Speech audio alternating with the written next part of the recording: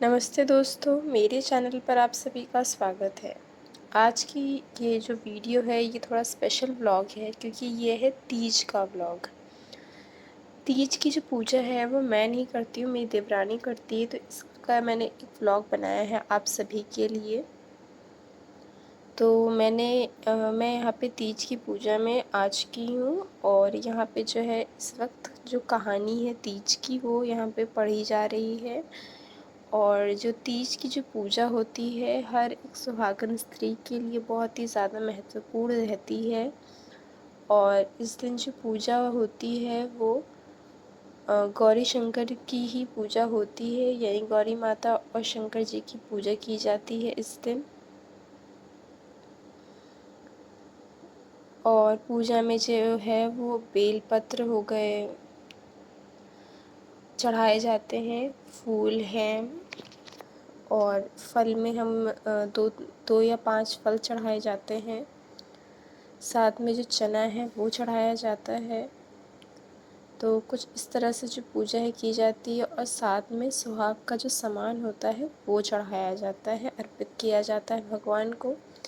इसके बाद दिया जलाया जाता है, मिठाई में लड्डू रखा जाता है या फिर बर्फ़ी। और इसके बाद इस तरह से जो पूजा है वो आरंभ होती है। सबसे पहले जो है हम कहानी पढ़ते हैं और कहानी जो है उसको पढ़ने के बाद जैसे ही कहानी जो है वो पूरी हो जाएगी उसके बाद आरती की जाएगी। और इस व्रत में जो ऐसा होता है कि ये जो व्रत होता है इसका जो पारण होता है वो अगले दिन, यानी कि अगले दिन सुबह जो है पारण किया जाता है, फिर सुहाग लिया जाता है। तो कुछ इस तरह का ये व्रत रहता है। तो आप सब ने भी क्या तीज का व्रत किया है? अगर किया है तो कमेंट सेक्शन में लिखकर ज़रूर बताइएगा। और आप सभी को मेरी तरफ से तीज की हार्दिक शुभकामनाएं।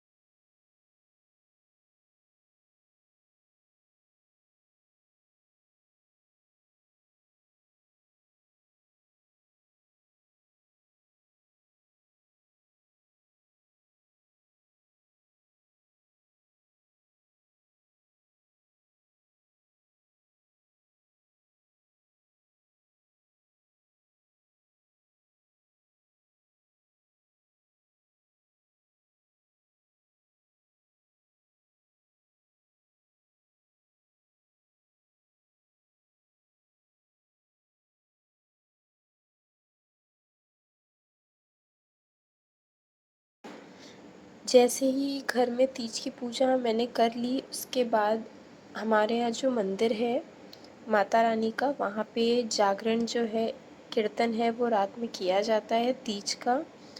तो इसीलिए अब मैं यहाँ मंदिर आ चुकी हूँ। यहाँ पे जो है कीर्तन शुरू होने वाला है। तो आप लोग गीत का आनंद लें और कमेंट सेक्शन में जय